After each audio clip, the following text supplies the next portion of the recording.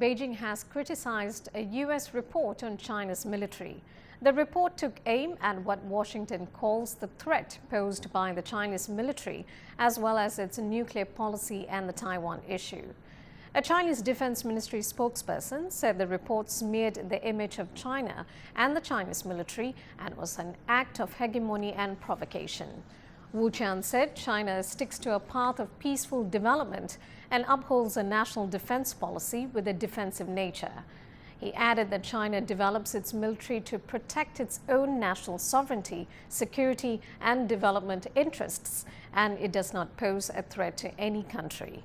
He went on to say that Taiwan was an unalienable part of China and that China would defeat any attempt to interfere in its internal affairs.